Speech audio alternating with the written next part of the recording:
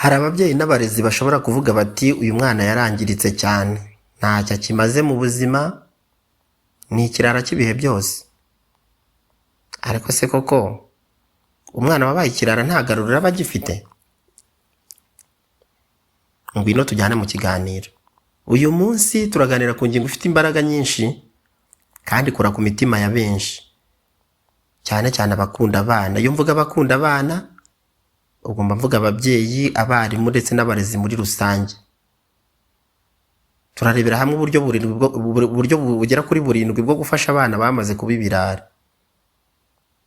Wibuke gukora subscribe niba utarayikora, dukomezanye ikiganiro kugera ku musozo wacyo. Tera agatebe tuganire wumve uburyo burindwi wamenya bwo gufasha abana bamaze kwisanga mu burara.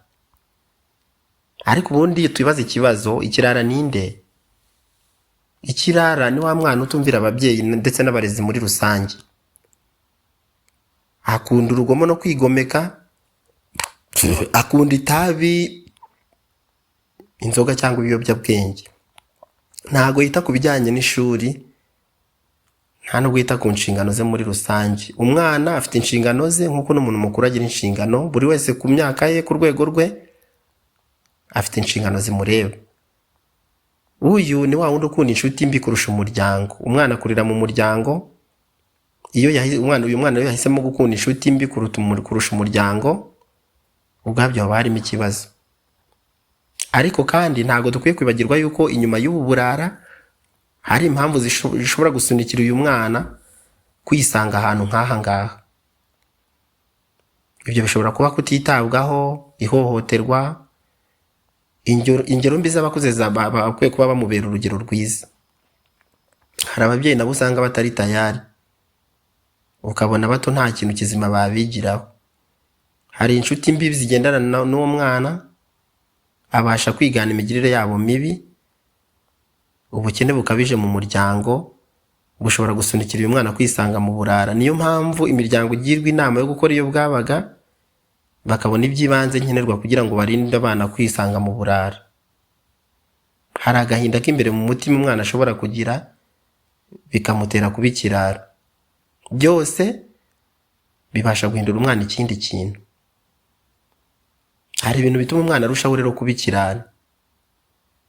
Hari ukumwita amazina amutesha agaciro, nk'amaguru y'urubabara ya rubabura birenge, yajya kuba rubebe yangana na rubanda.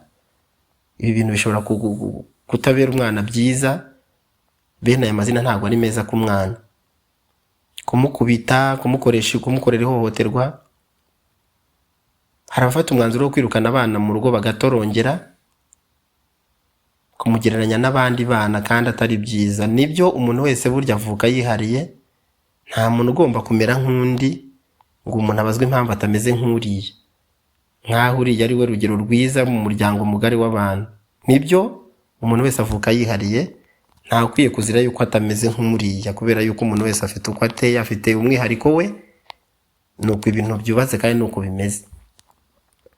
Ariko bamucira urubanza utamuteze amatwi ngo umwumve, nabyo ntabwo ari byiza na gato. Uretse n'abakiri bato, muri rusange umuntu wese iyo adatezwa amatwi ngo yumvwe, muri we yumva ashotowe cyane, kabone nubwo yabura uwo abibwira, kuko burya umuntu wese akeneye kumvwa mu buzima bwa buri munsi. Uzi ko nanjye tumvise ikiganiro cyanjye ntakwishimana nawe? Gusa nishimiye kuri ku cyumba cyose kugera ku musozo wacyo. Ibi byose tumaze kuvuga bibasha gushyira uyu muto kure yacu, ntibimwegereze ku gisubizo kirambye. Reka turebe rero uburyo burindwi bwo gufasha abakiri bato bamaze kwisanga mu burara. Ikintu cya mbere ni ugutangira kumwumva. Burya kumvwa, ugutwi ni urugingo rw'ingenzi cyane rufite agaciro mu gukemura ibibazo, cyane cyane nka bino biba bisa n'ihungabana uyu mwana yagize kugira ngo yisange mu burara. Ukwiye kumureka akavuga, ukamutega amatwi, akavuga akimara agahinda, akagaragaza akababaro ke, agasuka agahinda ke ku birenge byawe. Erega burya uburara n'induru y'umwana ibiri musaba ubufasha ngo atabarwe. Mu yandi magambo ni ukuvuga ko imyitwarire itari myiza y'umwana ibasha kuba irembuza ababyeyi cyangwa abarezi kugira ngo bagire ubufasha bamugezaho. Dukwiye gutabara abana rero, dukwiye gutabara abakiri bato. Icya kabiri ni ukumugaragariza urukundo. Nubwo yakoze amakosa cyangwa se yigaragura mu makosa, nibyo ntabwo dukwiye kumwereka yuko tumwanga. Ukwiye kutereka umwana yuko umwanga malgré y'amakosa akora agiye atandukanye. Umwana yahora yumva ko adakunzwe, nta keya, arushaho kwangirika cyane. Bimutera umutima w'ubwihebe ku buryo yumva nawe yariyanze, akumva isi yaramubihiye cyane, akumva isi nta cyanga, kandi umwana wabihiwe n'ubuzima burya yakwisanga kure atari heza. Burya mu buzima nta cyiza nko kumva ko ukunzwe. Uretse n'abakiri bato n'abantu bakuru burya bakunda gukundwa. Nanjye umbwiye ko wankunze namwenyura. Wowe se wabikubwira? Ntabwo byakugwa nabi. Ikintu cya gatatu ni ukumuba hafi, ni ukumuba hafi nk'abarezi ndetse n'ababyeyi. Burya abakiri bato barerwa n'abarezi ndetse n'ababyeyi. Reka tubabe hafi rero, tumenye aho bajya n'ikibajyanye, tumenye inshuti zabo n'ibyo zikunda. Nibyo, mbwira inshuti yawe ndakubwira uwo uriwe.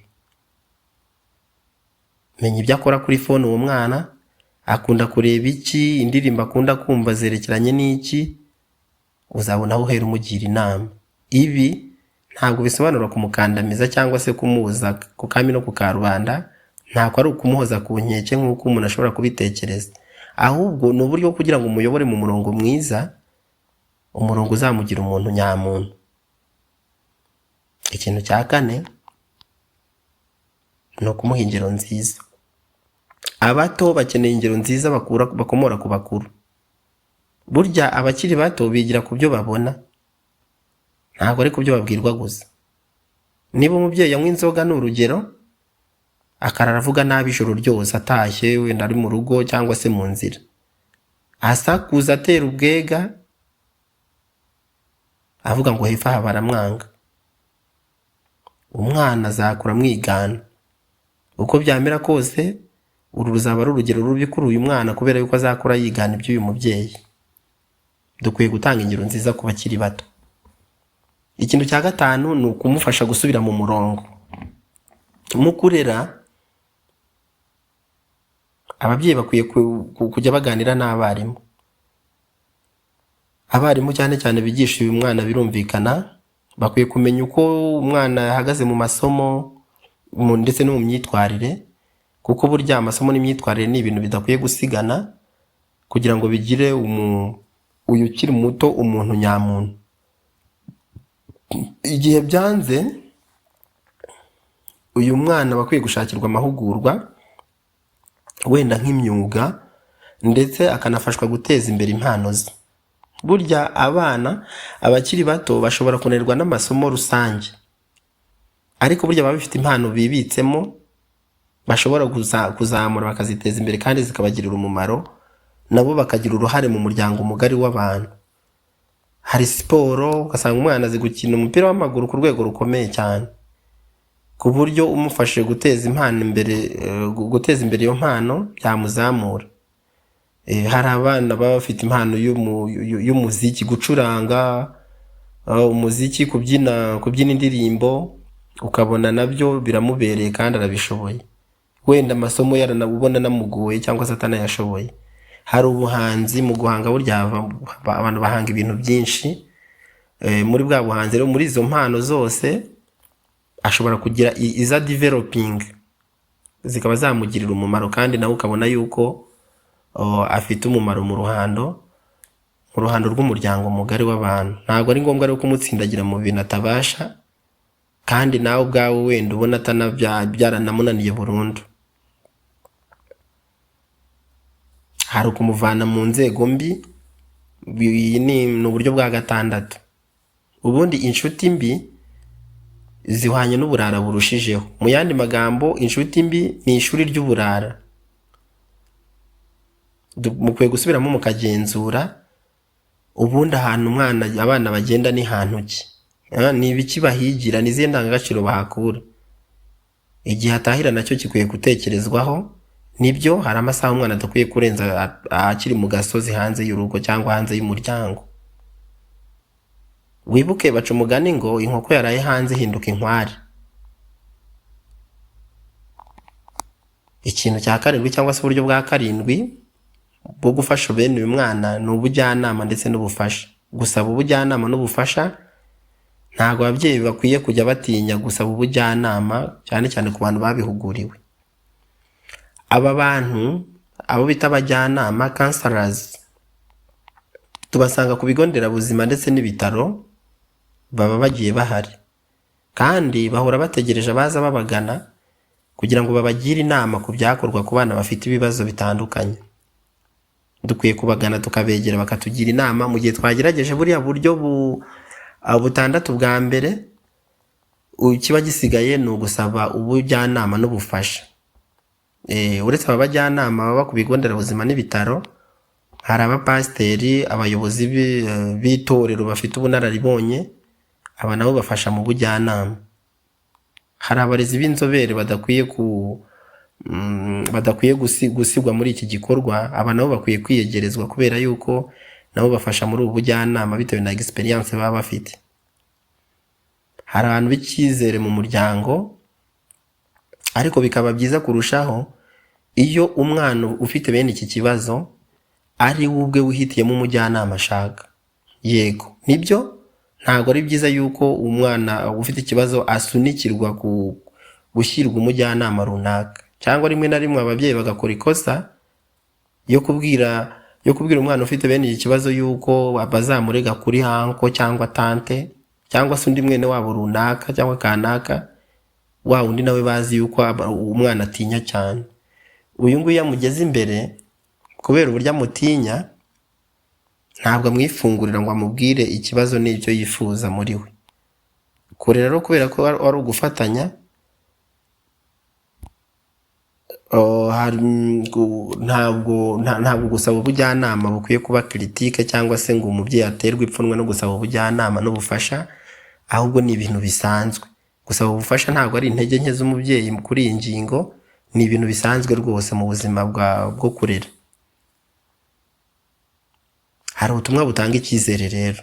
Umwana ntabwo buryo tumubona ntabwo aba yari yangirika burundu ku buryo nta garuriro ryaba rigihari, kuko tuzi abana benshi babayeho babaho mu buzima bw'uburara, banywa ibiyobyabwenge, bari mu mihanda bandagaye.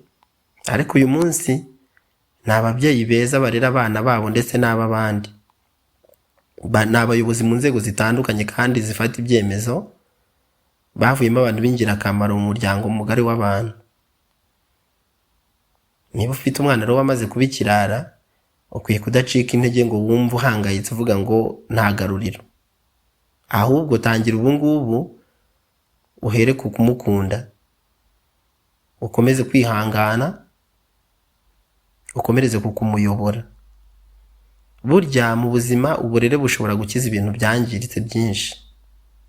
Kurera rero kubera ko ari ukwihangana n'urugendo rukomeza, ndagusaba kugira ikirenge mu iki kiganiro.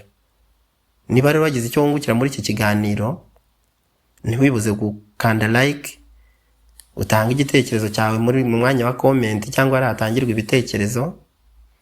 Kanda ku nzogera, ukore subscribe kuri iyi channel cyangwa kuri uyu muyoboro kugira ngo ibiganiro bindi bijye bikugeraho. Dukomeze tuganire ku burere kandi dufasha abakiri bato kurerwa. Murakoze cyane rero bakunzi bacu, tuzongere duhure mu kiganiro gikurikira. Ndabifuriza ibihe byiza byuzuyemo ibyiza byose mwifuza. Muragahorana Imana n'abantu, mugira abana bazira uburara n'ubwomanzi. Mwakoze cyane, mwaganiraga na mwarimu Isaac. Ndabakunda cyane.